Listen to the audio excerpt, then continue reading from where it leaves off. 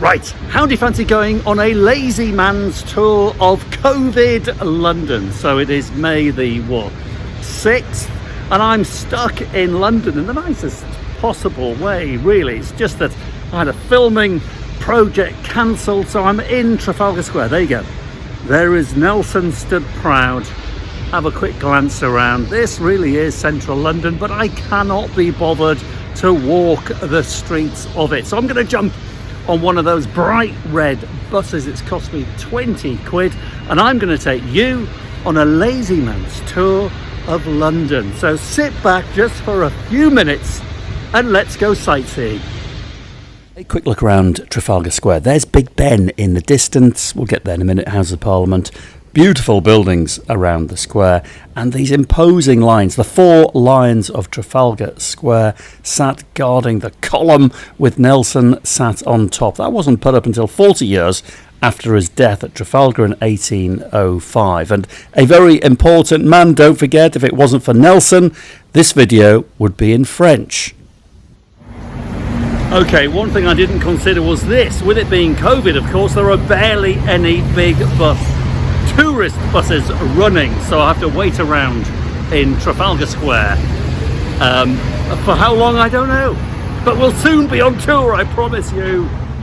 I'm probably more excited than I should be, but I'm excited. I'm high up on the bus. Look, you see, there's the seat. I'm right on the top. Of course I'm on my own. It's COVID. There's barely anybody about. London is as dead as a doornail, but we're heading down Whitechapel towards Parliament Buildings, and we're off. Here we go. So Horse Guards Parade. Isn't that fantastic? Every day changing of the guard here. Coming up after Horse Guards is where Boris Johnson lives in Downing Street, so just a stone's throw from Trafalgar Square.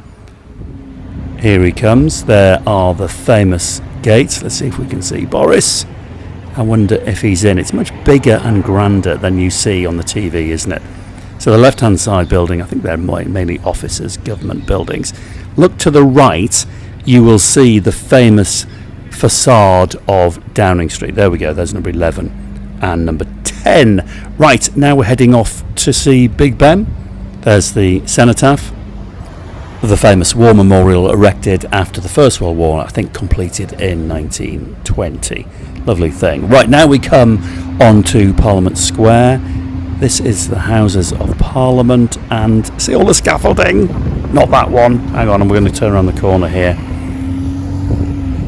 Quick look around Parliament. Oh, there's Winston Churchill, one of my heroes. I'll come back to him. Where is Big Ben? There he is, under scaffolding.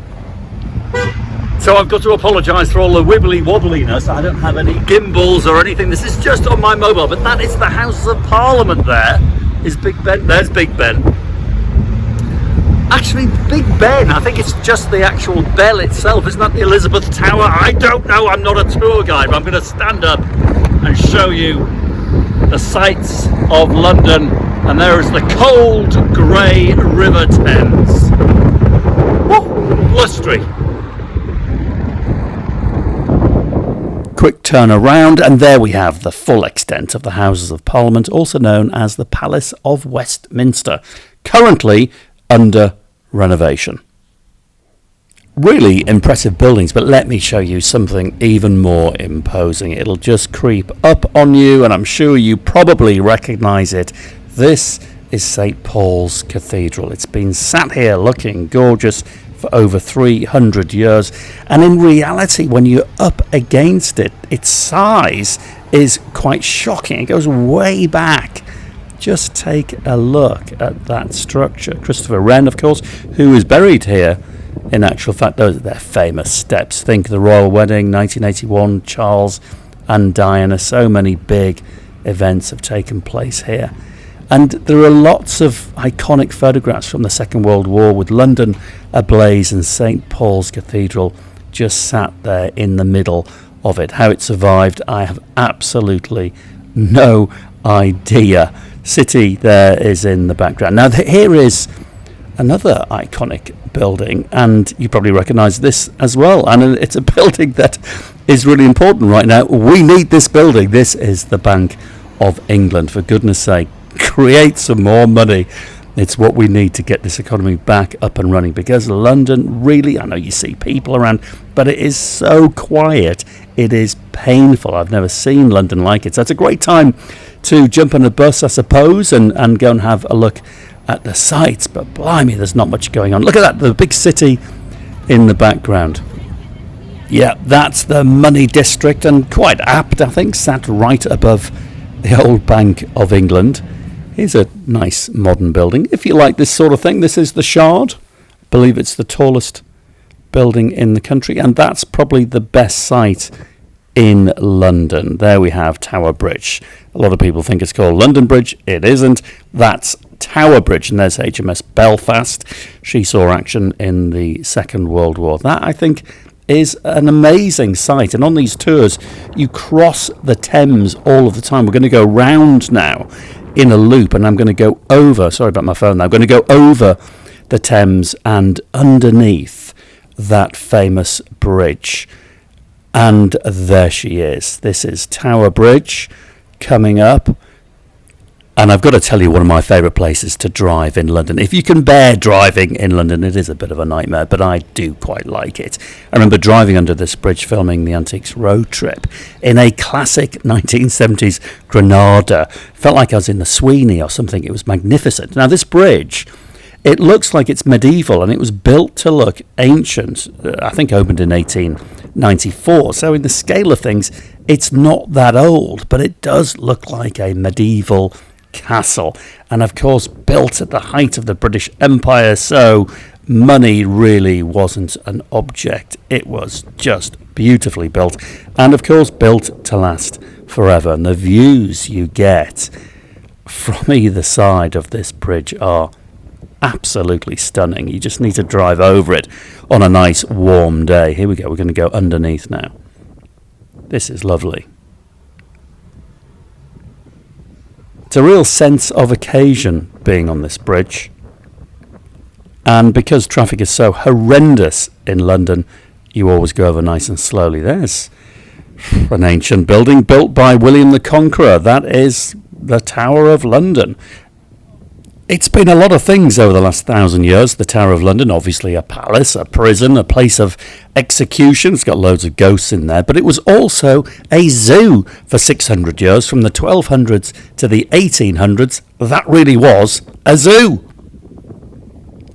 In fact, one of the many ghosts that reside there, including Catherine, one of the wives of Henry VIII, and Henry VI, actually is a ghost in there. One of the famous ghosts is that of a grizzly bear. Yes, a grizzly bear roams the corridors of the Tower of London. Coming up is Cleopatra's Needle, the Egyptian obelisk 3,500 years old, given to the British in thanks for Lord Nelson's victories by Muhammad Ali. No, not that one. Muhammad Ali was the ruler of Egypt at the time. And then a little further up on the left-hand side is the iconic bronze image of Boudicca, the British warrior queen who ransacked London 2,000 years ago, slaughtering all sorts of Romans. And talking of British warriors, there he is, Winston Churchill, his bronze sat in Parliament Square, looking directly across and keeping an eye on Parliament. Now, I must apologise for all the bounciness, so work with me on this one.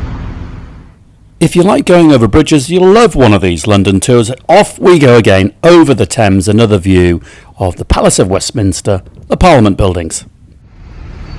Right, well, we're coming up to Buckingham Palace. There's a little bit of it there.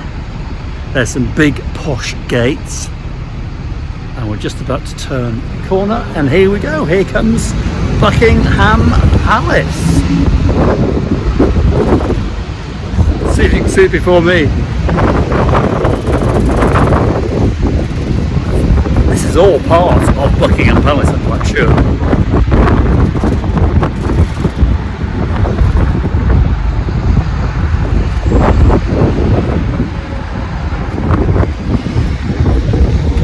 We'll see the famous bit any second.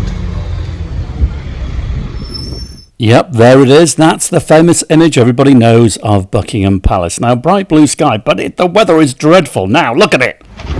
And the sun is out, even though the camera's wet because it is very drizzly. Hyde Park corner. Very attractive. Where is it? There it is. That's a better shot. Camera wiped and demisted. Right, this is where I've got to leave you. I've got a meeting to get to. Listen, I need the work. I'll pick this up another time. Cheerio.